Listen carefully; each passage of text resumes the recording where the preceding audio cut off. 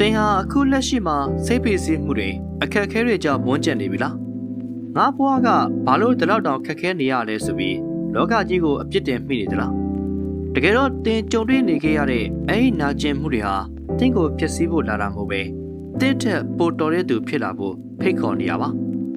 ဒီနေ့မှာတော့သမုဒ္ဒရာအောက်ခြေကပဇွန်တုပ်လေးတွေစီကနေရရှိတဲ့အဖိုးတန်ဘဝသင်ခန်းစာတစ်ခုကိုပြပြပေးခြင်းပါတယ်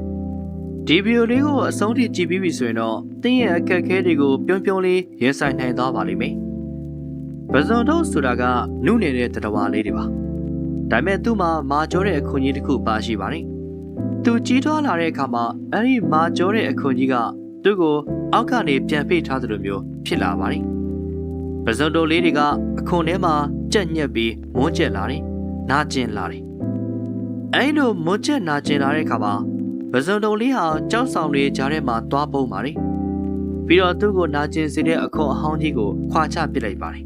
။အဲဒီနောက်မှာပူပြီးကြီးမားတဲ့အခွန်တစ်တစ်ခုကိုထပ်မံဖန်တီးယူတာပါ။ဒီလိုနဲ့သူကြီးထွားလာတိုင်းအခွန်ဟောင်းကပြန်ကျက်လာမယ်။ပြန်နာကျင်မယ်။သူကအခွန်ဟောင်းကိုခွာချပြီးအသက်လဲမယ်။ဒီဖြစ်စဉ်ဟာသူ့ဘဝတစ်လျှောက်လုံးအကျဉ်းချင်းဖြစ်ပွားပါတယ်။ဒီအကြောင်းအလေးကိုစဉ်းစားကြည့်လိုက်ကြအောင်ပါ။တကယ်လို့ပဇွန်တုံလေးတွေမှာနာကျင်မှုဆိုတာမရှိဘူးဆိုရင်သူတို့ဟာအခွန်ဟောင်းကိုလည်းလဲရမယ်ဆိုတာသိမှာမဟုတ်ပါဘူး။ဒါဆိုရင်သူတို့ဟာဘယ်တော့မှကြီးထွားလာမှာမဟုတ်ပဲအဲ့ဒီအခွန်တည်တည်လေးတွေမှာပဲတည်ဆုံးသွားကြမှာပါ။ကျွန်တော်တို့လူသားတွေကလည်းထုံနည်းတူပါပဲ။ကျွန်တော်တို့ကြုံတွေ့နေခဲ့ရတဲ့စိတ်ဖိစီးမှုတွေအခက်အခဲတွေနာကျင်မှုတွေဟာ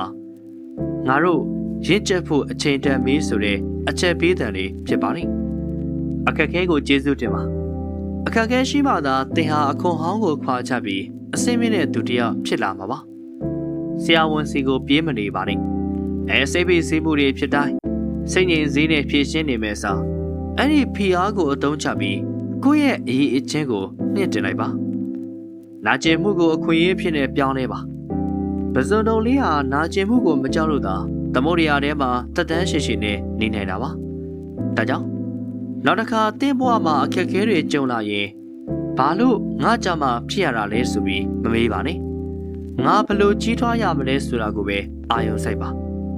တင်းရဲ့အခွန်ဟောင်းကိုခွာချလိုက်ပါပို့ပြီးခိုင်မာတဲ့အနာဂတ်ကိုတည်ဆောက်လိုက်ပါဒီပဇွန်တို့ရဲ့သင်ခန်းစာလေးကိုသဘောကျရဲ့လားဗျာဒါကတော့စိတ်ပညာရှင်အဗရာဟမ်တိုကက်စကီရဲ့ဟောပြောချက်ကိုအခြေခံထားတာမို့လို့တကယ့်ကိုအနှစ်သာရရှိတဲ့အကြောင်းအရာလေးဖြစ်ပါတယ်ဗီဒီယိုလေးကိုဒီတိအောင်နားဆင်ပြီးတော့ဖြစ်တဲ့အတွက်အတွေ့အကြုံတစ်ခုတော့ရသွားနိုင်မယ်လို့ထင်ပါတယ်